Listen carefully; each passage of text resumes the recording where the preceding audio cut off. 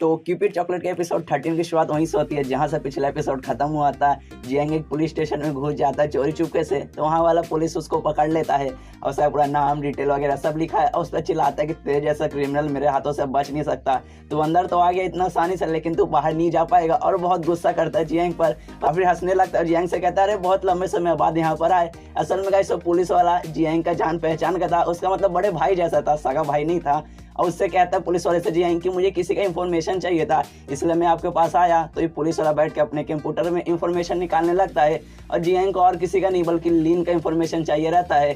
तो ये पुलिस वाला बोलता है बोलो क्या क्या चाहिए, सब कुछ निकाल के देता हूँ इसका। तो जियांग बोलता है अरे कुछ नहीं, मुझे बस इसका नंबर चाहिए। तो पुलिस वाला बोलता है क्या बस नंबर, यार कैसे आदमी हो, पुलिस स्टेशन में आ गए, बस एक लड़की का नंबर चाहिए। तो जियांग चिल्लाता है अरे यार मुझे पहली बात लड़की का नहीं चाहिए, उसके पापा का चाहिए, और प्लीज चुपचाप तुम मुझे बस नंबर निकाल के दो और कुछ नहीं चाहिए। तो पुलिस वाला उसके बाप का मतलब नंबर देखने लगता है, तो उस पर दिखाता है कि पर्सन नॉट फाउंड। तो ये पुलिस वाला बताता है इसका मतलब उसका पापा है वो अभी शहर में नहीं है या फिर देश में नहीं है, वो देश के ही बाहर है, लेकिन मैं पता करता हूँ, आराम से मैं ढूंढ लूंगा, कोई प्रॉब्लम की बात नहीं है। तो जियांग बोलता है अच्छा ठीक है आप ढूंढो, मैं बाहर जाके वेट करता हूँ कहीं आपको डिस्टर्ब ना हो जाए, इसलिए वो बाहर वेट करने जाता है। और फिर पुलिस वाला अपने कंप्यूटर में कंटिन्यू करता है देखना, तो उसको थोड़ा सा कुछ अजीब दिखाई देता है। क्या है हमें आगे पता चलेगा। और पुलिस स्टेशन के बाहर जहाँ जियांग जाके अभी वेट कर रहा है वहाँ क्यूपिड गलाती है और कहती है अरे यार तुम तो बड़े बहादुर हो, सीधे पुलिस स्टेशन में घुस गए, ऐसे तो वही लोग घुस सकते हैं जिनके बाप मतलब अंडरवर्ल्ड के राजा होंगे। चलो अंदर गए, वहाँ तुम्हारी खातिरदारी क्या हुई, डंडा वंडा पड़ा क्या, ये बताओ जेल का खाना कैसा था। मतलब वो परेशान कर रही थी पूरा जियांग को। तो जियांग भी उस पर चिल्लाता है अरे यार तुम चुप रहोगी क्या, जब देखो तब मुझे परेशान करने आ जाती हो। उसके बाद वो घर पे जाता है, माँ बाप से कहता है कि चलो मुझे कुछ भूख लगा है खाना दो। तो उसके पापा कहते हैं कि देखो बेटा तुम मर्द हो, अब ये साबित करने का टाइम आ चुका है, अपनी हिम्मत से काम लेना, हौसले से काम लेना, डरने की कोई जरूरत नहीं है। जियांग को समझ नहीं आ रहा, अरे यार आप लोग क्या बोल रहे हैं, मुझे कुछ समझ नहीं आ रहा, कहीं आप पूरा पैसा तो नहीं हार गए स्टॉक मार्केट में। जियांग का बाप बोलता है कि नहीं, लेकिन अब वो आने वाले हैं, कभी भी हमारे दरवाजे के बाहर दस्तक दे सकते हैं, तुम्हें हिम्मत से ही काम लेना पड़ेगा। जियांग बोल रहा है चलो कोई गुंडे वगैरह आ रहे क्या, मैं पुलिस को फोन करूँ, आप लोग डरिए मत। लेकिन वहाँ पे कोई गुंडे वगैरह नहीं बल्कि वो शावली रहती है, वो आती है और जियांग से कहती है अरे यार तुमने मेरा इंतजार किया, मुझे भी बहुत किया, मुझे तुम्हारी बहुत याद आ रही है। और जियांग का जबरदस्ती हाथ पकड़ के उसको कमरे में ले जाने लगती है। जियांग अपने मम्मी पापा से मदद मांगता है कि प्लीज मुझे बचाओ। उसका बाप उसका हाथ पकड़ता भी है पर कहता है कि हौसले से काम लेना मेरे बेटे। और जियांग यहाँ पे अरे यार पापा कैसे हो यार, मुझे बचा भी नहीं रहे हो। और शावली जियांग को उसके कमरे में ले जाती है, दरवाजा बंद कर देती है और कहती आज का रात बहुत मजा आने वाला है, आज मैं तुम्हें अपना पूरा पति बना लूंगी, आज हम अपना सुहागरात करेंगे। और जियांग इधर चिल्ला रहा है, अपने मम्मी पापा से मदद मांग रहे कि प्लीज मदद कीजिए बचाओ, लेकिन उसके मम्मी पापा कुछ मतलब इग्नोर मार रहे, कुछ नहीं कर रहे, कुछ कर ही नहीं सकते वो लोग। उसके बाद डर के मारे जियांग अपने बाथरूम में चल जाता है जो कमरे का बाथरूम था, और शावली से कहता है कि मैं नहा के आ रहा हूँ, जब तक तुम इंतजार करो। और वो निकलता ही नहीं है। लगभग रात के 3 बज जाते, तब वो दरवाजा खोल कर देखता है, तब देखता है शावली सो रही है। तब वो फिर निकलता है, कमरे में जाता है, देखता है कितने प्यार से सो रही है, लेकिन तभी देखता है कि वो टांग फैला के अजीब सा स्माइल दे रही है और मन ही मन कहती है कि तुम कितने बुद्धू हो जियांग। यहाँ पे जियांग की एक छोटी सी मेमोरी आती है कि जब लगभग 6th स्टैंडर्ड में थे तब शावली ने उससे मतलब कुछ दिया था जो कि बेसिकली इसके लिए नहीं, उसने किसी और के लिए बनाया था, लेकिन फिर इसको दे दिया। उसके बाद जियांग मतलब बैठता है और अपना याद करने लगता है उस सारे समय को जब उसने लीन के साथ बिताया था, और अपना फोटो देखने लगता है अपना लीन और अपने बच्चों के साथ उसने जो पार्क में लिया था, और सोचता है कि मैंने अपने बच्चों के साथ जो टाइम बिताया वो कितना अच्छा था, आज मुझे एहसास हो गया कि माँ बाप बनना कैसा लगता है। तभी उसको पुलिस वाले का फोन आता है और बताता है कि मुझे 20 नंबर पता चले हैं, उसमें से कोई एक उसके बाप का हो सकता है, लीन के बाप का हो सकता है। जियांग बोलता अच्छा शुक्रिया। तभी पीछे से शावली जग जाती है और जियांग के ऊपर चढ़ती है और कहती इतने रात में किससे बात कर रहे हो, करना है तो मेरे साथ करो। और फिर से जियांग के साथ जबरदस्ती करने लगती है। इसके बाद सुबह हो जाती है, जियांग स्कूल में बैठा है, उसकी लेकिन हालत खराब है क्योंकि रात भर उसको सही से सोने को नहीं मिला। तभी वहाँ पे शावली भी रहती है और वो जियांग से कहती है कि कल रात काफी मजा आया और आज रात हम बेड पे करेंगे, और इतना बोल के वो चली जाती है। और जियांग के आसपास जो बच्चे बैठे थे बोलते हैं क्या रात में मजा आया, आज रात बेड पे करेंगे, पहले तूने हमारे सुंदर सी जीतों को हमसे छीना, अब शावली के साथ भी कितना हरामी लड़का है तू, और उसकी पिटाई चालू कर देते हैं। और दूर बैठ के लीन भी ये सब देख रही है, लेकिन वो कुछ बोलने नहीं आती क्योंकि उसको भी जियांग पे गुस्सा आ रहा रहता है कि फिर से वो अपने बच्चे अपने बीबी को छोड़ के दूसरे लड़कियों के साथ मजे कर रहा है। इसके बाद उसकी मार पिटाई हो जाती है जियांग की। जियांग बैठा है सोचता है यार मेरी जिंदगी कितनी खराब, यार कितनी खराब जिंदगी है। तब याद आता है कि चलो उसके पास जो 20 नंबर उसे मिले हैं वो ट्राई मार के देखता है। तो पहला नंबर ट्राई मारता है तो बंद आता है, दूसरा ट्राई मारता है तो किसी और औरत के पास लगता है, और तीसरा ट्राई मारता है तब तो शायद किसी गे वगैरह के पास लगता है। ऐसा कर करके वो सारे नंबर ट्राई मारता है, 19 नंबर लगभग वो ट्राई मार लेता है, लेकिन उसको कुछ भी पता नहीं चलता। फिर एक नंबर बचा रहता है, वो ट्राई मारता है तो लीन के बाप के पास लगता भी है, लेकिन लीन का बाप मतलब वो फ़ोन नहीं उठाता। उसके बाद वो सोचता है कि चलो यही नंबर है, अभी नहीं उठाया कोई बात नहीं, अभी सो जाता हूँ, बाद में ट्राई मारूंगा। उसका शाम होती है, सो के उठता है, खुद को फ्रेश महसूस कर रहा है और फिर से फ़ोन लगाता है, और इस बार लीन का बाप उठा लेता है। और जियांग उसे कहता है कि आप लीन के पापा बोल रहे हो? तो बोलता है कि हाँ मैं बोल रहा हूँ, लेकिन तुम कौन हो और तुम्हें मेरा नंबर कहाँ से मिला? तो जियांग बताता है कि मैं कौन हूँ, अब बोल सकते मैं आपका दामाद हूँ। तो उसका बाप हैरान, क्या दामाद? मेरी बेटी ने शादी कब की, और हो ही नहीं सकता इतनी कम उम्र में वो शादी कर ले। तो जियांग बोलता है कि हाँ उसने कर लिया है, और हमारे 2 बच्चे भी हैं, और वो आपको बहुत ज़्यादा याद करती है, आपको गए लगभग 10 साल से भी ज़्यादा हो गया, और वो आपको याद में आज भी रोती है, इसलिए मैं चाहता हूँ कि आप मिलने आए, अपने आप पोता पोती से मिले। तो ये सुनकर लीन का बाप कहता है लगता है कि तुम्हें अभी तक वो बात नहीं पता। तो जियांग बोलता है कौन सी बात? तो लीन का बाप बताता है कि जो लीन है वो मेरी असली बेटी है ही नहीं। ये सुन के मतलब हम सदमे में चला जाता है जियांग कि ये क्या बोल रहा है, मुझसे तो ये सारी बात छुपाई गई है, और सोचता है सीधे सीधे जाके मैं पूछ लूंगा लीन की माँ से आखिर सच्चाई क्या है। और जैसे वो लीन के घर पे जाता है तो अंदर से झगड़े की आवाज़ सुनाई देता है।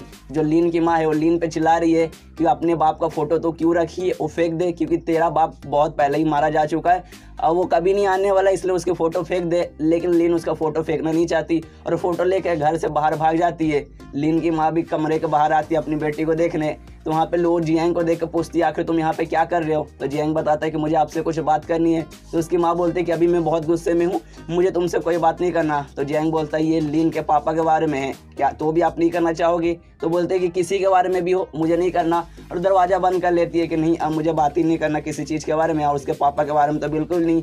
और जियांग दरवाज़ा पटक रहा है कि प्लीज़ खोलिए खोलिए, लेकिन वो खोल ही नहीं रही। और तभी वहाँ पे एक बूढ़ी आती है जो कि लीन की पड़ोसिन थी, और वो जियांग से कहती है कि ये औरत तुम्हें कुछ नहीं बताएगी, इसकी फैमिली के बारे में मैं तुम्हें डिटेल में बताती हूँ। और सारी बातें वो जियांग को बताती है, जो सुनने के बाद जियांग और थोड़े सदमे में चला जाता है। तो परी उसके पास आती है और उससे पूछती है कि आखिर उस औरत ने तुम्हें क्या क्या बताया। तो जियांग बोलता है कि हाँ उसने मुझे बहुत चीज़ बताया, जिस जानने के बाद मैं लीन के परिवार के मामले में बिल्कुल भी दखल अंदाजी नहीं करूँगा। और यहीं पर एपिसोड खत्म हो जाता है। तो सीधे बढ़ते हैं अगले एपिसोड की तरफ। तो वो पूरी स्टोरी बताने लगता है परी को कि जो उसका रियल बाप था लीन का, एक सर्जियन था, मतलब बस एक टाइप ऑफ पुलिस बोल सकते हैं वो थे। और जब उन्होंने लीन की माँ के साथ शादी किया था तो काफ़ी मतलब अच्छे से उनकी फैमिली चल रही थी, लेकिन एक दिन उनको काफ़ी ज़रूरी काम आ गया था, बहुत इंपॉर्टेंट काम, तो उन्हें जाना पड़ा। उसके बाद से लीन की माँ उसका इंतजार करने लगी कि वो कब आएंगे, लेकिन जब पता चला कि उनकी मौत हो चुकी है और वो कभी वापस नहीं आने वाले हैं, तभी एक आदमी वहाँ पे आया ह्यूजिया नाम का, जिसने लीन की माँ का हाथ पकड़ा, उससे शादी की और उसको स्वीकार करने के लिए तैयार हो गया। और उसे ये भी पता था जो लीन की माँ है वो प्रेग्नेंट है और उसके कोख में लीन है, तो भी वो तैयार हो गया उसको अपना वाइफ बनाने के लिए। और उसके बाद से उनकी ज़िंदगी ठीक ही चल रही थी। तो फिर परी पूछती है जब उनकी ज़िंदगी ठीक चल ही रही थी तब उन्होंने डाइवोर्स क्यों लिया? तो जियांग बताता है कि सब लोगों को सारी चीज़ें स्वीकार नहीं होती।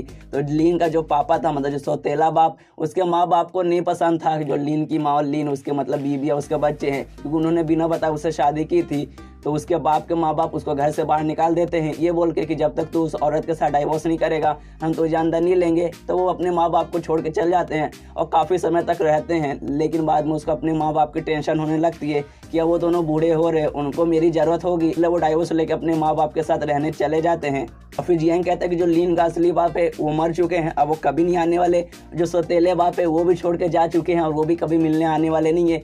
तो अब मैं इस मामले में बिल्कुल भी दखल अंदाजी नहीं करूँगा, अब मुझे इससे कोई फ़र्क नहीं पड़ता, जिसको जो करना है वो करे। तो परी बोलती है बस तुम इतने में हार मान गए, मुझे नहीं लगा था तुम हार मानोगे, लेकिन तुम तो बहुत जल्दी हार मान गए।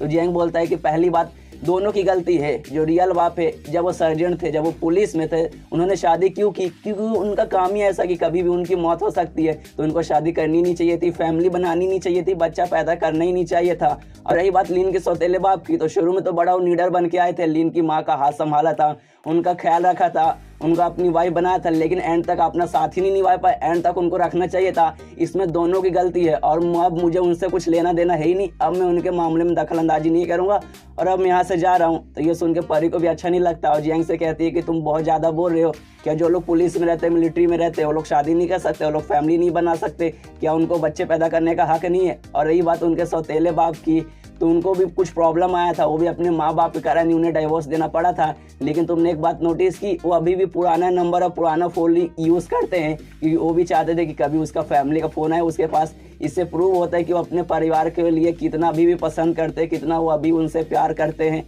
लेकिन जियांग को ये सारी बातें सुननी नहीं थी। वो गुस्सा करके परी पे चल जाता अपने घर में, जहाँ माँ बाप उसे पूछते चलो बेटा तुम घर आ गए, चलो खाना खा लो। लेकिन जियांग रिप्लाई नहीं देता, तो लोग टेंशन लेने लगते हैं। तो जियांग यहाँ अपने माँ बाप पे ही चिल्ला देता है कि आपको कब से मेरी परवाह होने लगी, और अपने कमरे में चला जाता है जहाँ वो बहुत गुस्सा था, और अपना गुस्सा जितने भी बुक सब मतलब रखा हुआ था सामान, वो सब पे निकालने लगता है और सारी चीज़ें निकाल कर फेंकने लगता है। तभी जो उसका फोटो रहता है लीना उसके बच्चों के साथ, वो भी गिर जाता है, जो देखने के बाद वो मतलब शांत हो जाता है और जाकर फोटो उठाता है। वो कहता है यार कैसा लड़का हूँ मैं, इतना गुस्सा है, ये सारी चीज़ों पे निकाल के क्या होने वाला है। और मैंने परी के साथ भी एंड में झगड़ा कर लिया, मैं ही एकदम ख़त्म लड़का हूँ। मुझे गुस्से से नहीं बल्कि हौसले से काम लेना चाहिए, और मुझे हार नहीं मानना चाहिए था, मुझे एंड तक ट्राई करना चाहिए था। और ये सारी बातें परी भी खिड़की से सुन रही है, तो भी खिड़की खोल के आगे कहते चलो जियांग, अब तुम्हें हौसला वापस आ चुका है तो अपना काम कंटिन्यू करते हैं, हार नहीं मानना है, उसके बाप को वापस लाना ही है। तो जियांग चिल्लाने लगता है अरे यार दरवाजे नाम की भी चीज़ होती है, कभी वहाँ से भी आया करो, बीच में कहीं भी प्रकट हो जाती हो। फिर सीन शिफ्ट होता है अगले दिन, जहाँ जियांग फिर से उसके बाप को फ़ोन करके बता रहा है कि देखिए मुझे आपके बारे में सब कुछ पता चल चुका है,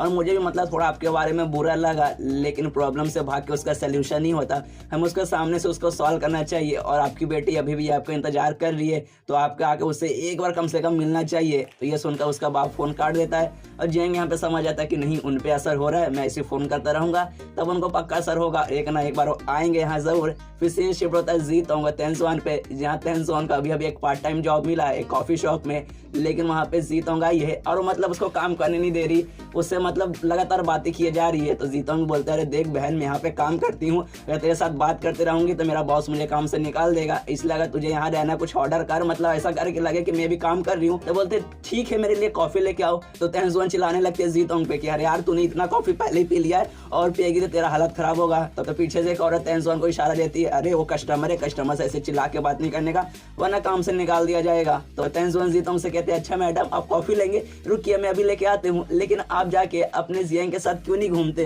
तो जीतोंग कहती है कि मैं भी घूमना चाहती हूँ, लेकिन आजकल वो मतलब अजीब बर्ताव कर रहा है, वो दिन भर खाली फोन पे लगा रहता है, किसी से बात करते रहता है, इसलिए मुझे कभी मौका नहीं मिला। उतने में कॉफ़ी लेके आ जाती है तेंसुआन, और जीतोंग उसे कहती है कि 2 हफ्ते बाद मेरे पापा मुझसे कुछ जरूरी बात करने वाले हैं, इसलिए मुझे समझ नहीं आ रहा मैं कैसे जाऊँ, मैं क्या करूँ, इसलिए प्लीज़ मुझे बताओ ना मुझे क्या करना चाहिए। तेंसुआन बोलता है अरे देख एक कॉफ़ी शॉप है, मैं यहाँ पे एडवाइस देने के लिए बैठी नहीं हूँ, इसलिए इस मामले में मैं तेरा कुछ नहीं कर सकती। फिर वापस सीन शिफ्ट होता है जियान पे, जो कि फ़ोन करके अभी मतलब बार बार परेशान कर रहा है उसके बाप को, लेकिन उसका बाप भी फ़ोन नहीं उठा रहा, कार्ड कर दे रहा है। जियांग समझ रहा है कि नहीं उस पर असर हो रहा है, और पीछे से परे ही बोलते कि हाँ उन पर असर हो रहा है, अगर नहीं हो रहा रहता तो अभी तक वो तुम्हारा मोबाइल का नंबर ब्लॉक कर चुके रहते, लेकिन उनको भी अपने फैमिली के बारे में इंफॉर्मेशन चाहिए, इसलिए वो अभी तक तुम्हारा नंबर ब्लॉक नहीं किए हैं। तभी यहाँ पे पता चलता है कि जो 3 लड़कियाँ हैं तेंसुआन, जीतोंग और लीन के अलावा भी और लड़कियों ने केक खाया था, मतलब क्यूपिड चॉकलेट खाया था। और यहाँ पे मतलब जियांग को समझ नहीं आ रहा कि यही 3 लड़कियाँ मुझे आके से परेशान करती, यही 3 लड़कियाँ मेरे प्यार के पीछे पागल हुआ, कहीं ऐसा तो नहीं चॉकलेट का असर खत्म हो चुका, और जो दूसरी लड़कियां हैं जिन्होंने चॉकलेट खाया था वो शायद मुझे परेशान करने ना आए। तो परी बोलते कि ऐसे कैसे वो लोग आएंगे, अभी वो लोग इसलिए नहीं आ रहे क्योंकि वो लोग तुमसे अभी काफ़ी ज़्यादा दूर है, वो लोग तुम्हारे पास तब आएंगे जब वो तुम्हारे पास मतलब आएंगे, अभी शायद वो लोग शहर से बाहर या देश के बाहर होंगे। तो ये सुन के जियांग की हालत खराब, क्या वो लोग आएंगे यार, अब क्या करो यार, जिंदगी के पकौड़े लग चुके हैं। फिर जियांग को आइडिया आता है कि क्यों ना जो अभी चल रहा है मतलब मैं बाप बना हूँ, मेरी बीबी वैसा रहने दूँ, उसके बाद नहीं आएंगे, उसके बाद बहुत कम चांस है। तो परी बोलता है कि हाँ कम चांस तो, लेकिन मैं तुम्हें ऐसा नहीं करने दूंगी, ये गलत बात है। लेकिन जियांग बोलता है छोड़ो ना। तभी जियांग को याद आता है कि उसको अपनी बीवी यानी लीन और बच्चों को घुमाने ले जाना है, इसलिए परी को बाय बाय करके अपने बच्चों के पास जाता है और निकल जाता है घूमने के लिए। तो रोड के किनारे खड़े थे कि जब लाइट ग्रीन होगा तब पार करेंगे। लाइट ग्रीन होता है और जैसे ही पार करने वाले रहते हैं, जो लिंक जब सबसे पहले रोड पर रहती है तो एक ट्रक उसकी तरफ आ रहा रहता है, और यहीं पे एपिसोड खत्म हो जाता है। तो मिलते हैं अगले किसी वीडियो में, जब तक के लिए बाय बाय।